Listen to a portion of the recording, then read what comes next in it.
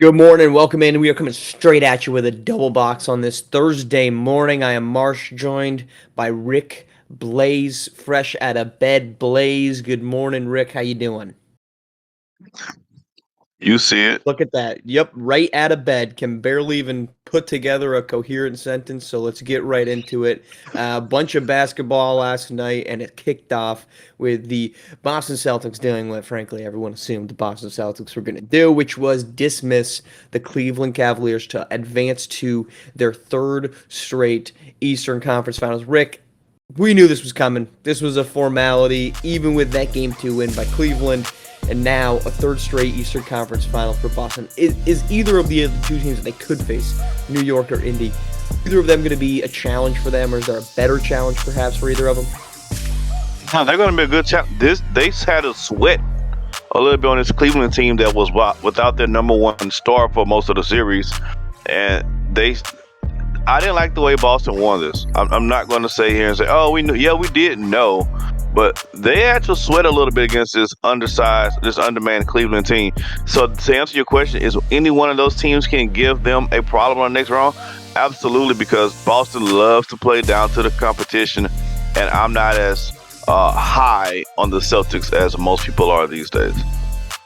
Well, I don't think many people are very high on them. Well, at least not in the circles I've walked in, partially because they do this every single year. They play decently enough, not decently, they play very good statistically during the regular season, but to your point, they always find a way to play at the level that they are going up against. I actually think New York would be a disastrous matchup for this team because one thing that we know about the New York Knicks, whether they're healthy or not, is they bring the energy every single time. And so I truthfully don't know if the Celtics would be capable of matching the energy of Josh Hart, of Dante DiVincenzo, of Isaiah Hartenstein for a 5, 6, 7 game series. They have the star power, they have the defensive pieces in Boston, obviously, to slow down what little offense the Knicks have. But we've seen this Knicks team be left for dead time and time again. They weren't supposed to beat the Sixers when Embiid was back. They should have lost in Game 5 at home, and they still obviously have to finish off the Pacers.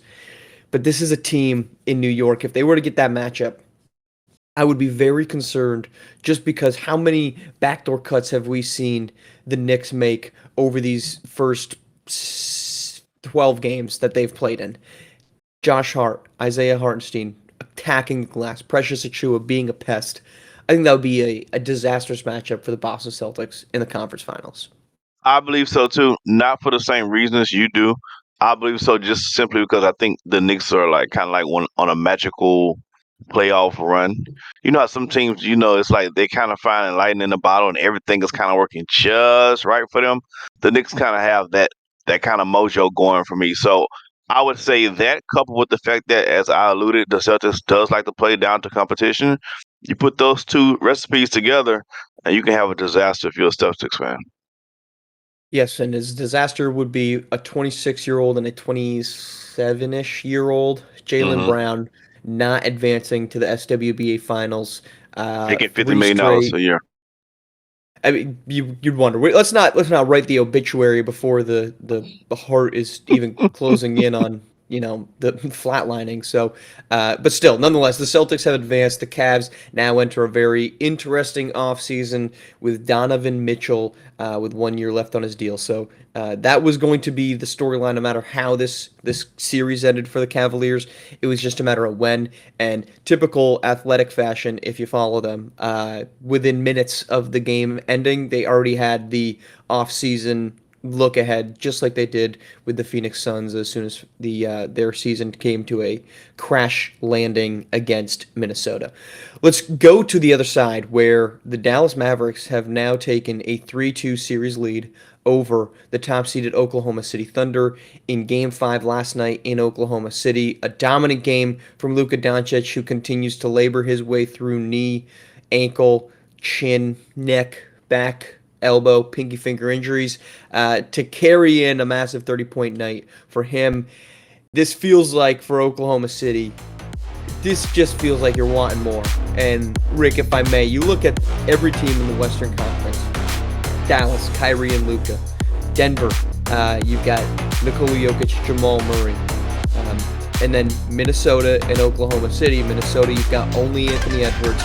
And Oklahoma City, you've got only Shai Gilgeous-Alexander as your go-to, we need you to score off the dribble type of guys. I don't think it's any coincidence that those two teams are down 3-0. That's a nice way to take a shot at Cat for Minnesota. Come on, Rick. Like he's not even Rick, on the team. I mean, you need a better effort from him. But yeah, anyway. But I digress. Listen, I think that the Mavericks are doing what the two. If you a top two player in Doncic and Kyrie, you're supposed to dominate. And the OKC is a very young team. It was a lot of well-deserved hype coming behind this team, and they still have a shot because they're a young team and they have some good pieces. But Mavericks closing out the series wouldn't surprise me. The veteran teams in the playoffs, that counts for something. It does take them. It is a good matchup, and so OKC definitely has the potential to come back. Luckily for Doncic, he's not that quick anyway, so him being slowed down slightly by injury doesn't really slow down his game because he plays a very lethargical game, even when he's 100%.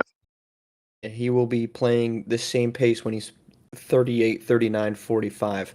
But look, if you're the Thunder and you have to rely on Isaiah Joe, you've got to rely on Lou Dort, you've got to rely on Jalen Williams, you've got to rely on Cason Wallace to be your other shooters. None of those guys made more than two. None of them shot better than whatever 2 of 8 is, 20% from deep. This was an awful game from the side pieces of Oklahoma City, the ancillary pieces. And you can't be a championship team. And it's the same thing that we've seen with the wheels on the bus falling off in Minnesota. You can't rely on one guy to go out and get, because Shai was awesome last night. In a game they lost by 12, he was -3. He was 12 of 22. He got to his spots. He was extremely efficient. He actually shot threes at a high clip and an efficient clip. He does his thing time and time again. He saved them in game 4 with those 10 mid-range shots and huge buckets down the stretch. Chet Holmgren hasn't developed into a star. He's a rookie, technically, in terms of his playing time. He'll be there. He'll get there, but I think they still need a second piece to be able to create on ball. And I think it could be Jalen Williams. But this is just an example of a team that is extremely young, that might have outkicked their coverage here during the regular season. They made the massive leap from play-in to number 1 seed. And we could assume they were the number 3 seed too. It went to change this conversation, them being the number 1 seed. They went from a 10 seed play-in team to 57 wins. That's a huge jump, and we typically don't see that from teams on that young championship trajectory. I'm just going to use selfishly the Golden State Warriors. They had that one year they beat Denver, and they got beat by San Antonio. And the next year they lost, I think it was to San Antonio again, before they started that upward trend. It's coming. It's coming for Oklahoma City. This is not bad. All right, let's head to biggest news of the day, and I do not say that sarcastically, where we have the distinct pleasure of announcing a commitment in SimWorld U. We've seen a lot of big names. Look at Rick is beaming with joy. Here exclusively on SimWorld today, we are proud to get the exclusive beat that one Deangelo Jordan has committed to the University of Illinois. He's staying home in the state of Illinois. He's going to become a Fighting Illini. Rick, your thoughts, Deangelo Jordan to Illinois? First thought is, where's the damn confetti? There's no confetti on this show. We got to talk to the production team. We got to have confetti falling down over Marsh's eyes while this happens. But Deangelo Jordan is a baller. Look, the Illinois has been one of those teams that's trying to get back to their former days. And what better way than a guy like Deangelo Jordan, who can do a little bit of everything on the court very well offensively. He projects more like a 2-3 in some situations, but my man can fill it up. He has a Rashard Lewis type comp for me. And so Illinois is getting a bona fide baller with Deangelo Jordan. And great news for that young man. Great news for that university. Congratulations, Deangelo Jordan. Yes, congratulations to Jordan, the Chicago native, just the latest in a long lineage of Chicagoans that have obviously dominated the next level. Is that really a word? I think it's something like that. I don't think I'm too far off. I don't think I'm on it, but I'm a couple just a couple degrees. I don't think I'm like, if this is the answer, I don't think I'm over here. Okay. I think I'm Okay. maybe right there. I'm not on it Fair though. enough. But anyhow, Fair enough. Jordan spurs offers from top tier programs, including folks like Kansas, Missouri. I Mm-hmm. don't know, consider them a top tier, but they're there nonetheless. Programs like Kentucky, obviously in the hunt for him. Duke, Syracuse. It's fascinating because I don't need to add anything to what you said. Phenomenal basketball player, 6'9", 200. 46% shooter. If he adds a 3-point to be a little bit higher than 33.7%, he's going to be incredibly dangerous, more than he already is. But fascinating to see if you look at the top recruits right now. I'm just going off of SimWorld Prep or the 24/7 rankings. You've got Jaffet Towns to Missouri, Dylan Harper to Rutgers, Benari James to Davidson, Jarrell Beauchamp to UNLV, Yeah. obviously now Deangelo Jordan to Illinois on different tiers of that, but we're seeing this younger generation not necessarily be so hyper reliant on going to blue blood traditional programs. I think the loss of Coach Calipari in Kentucky certainly impacts that, but regardless, a new era is dawning in SimWorld U, and these folks are not afraid to cut their own path and try out different ways to get to SWBA. But nonetheless, congratulations to Deangelo Jordan. Congratulations to all the recruits that are finding their homes for next season. A well-deserved signing as well for Illinois, who keeps the in-state product. All right, let's head to the basketball court, away from the newsy court, and we had a full night of SimWorld Prep action. 5 games across the states. Let's start in Latin America,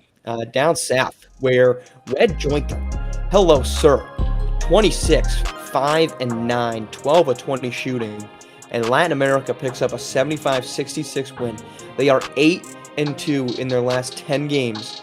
That bumps up their win total from a meager 2-10 now on the year. 75-66, big W there for Latin America. Love how you gave Latin America that shot at the end. Yeah, hey, Latin America did their job. It's SimWorld. Anybody can win at any point in time. Lakeshore is sliding. I mean, the North has not been. So they got to do better. But Latin America, hey, good win when you can. Hey, you have a blowout. You just got a bona fide blowout. Sound Lone Stars doing the blowing out and not getting blown out. Queen City Kings falls big time. 76-51. It was a bunch of guys for Lone Star getting it done, including Bird, Lattimore, Mozgov. Good job. About 24 points from Cole Webb, and Showtime holds Jaffet Towns to just 8 of 22 shooting, 77-62 win for Showtime Basketball Club as they try to provide themselves the positioning in a very competitive Neo region race for number 2. The nightcap. Best Coast versus Heartland Zombies. It was foggy. It was a lot of biting, and Heartland came up short. 71-65. Best Coast with the win. Cross did his thing, and Ali Cortez put it on ice late in the fourth quarter. Big night across, and I think the one you were alluding to, Lakeshore Drive, stumbling, bumbling. 8 points in the third. They lost 78-57. The wheels are, in fact, well off the wagon there for Lakeshore Drive. That's our SimWorld Prep matchup. It's Thursday, which means we've got another slate of SimWorld Hoops pair of games at 8 and 9 p.m. here on SimWorld TV. Southeast Select and ATLians at 8, and Asia Pacific and Cascadia playing at 9 p.m. All right, well, Rick, thank you for joining us. For our viewers, thanks for tuning in. Of course, the big news of the day, Illinois gets Deangelo Jordan exclusively announced here on SimWorld TV. Love saying that. I'm going. Make sure I'm going to get a facial. you do that. Treat yourself. I am. Treat yourself. Avocado mask. All right, that's our show. Rick's off to the spa here on SimWorld TV. Talk to you later.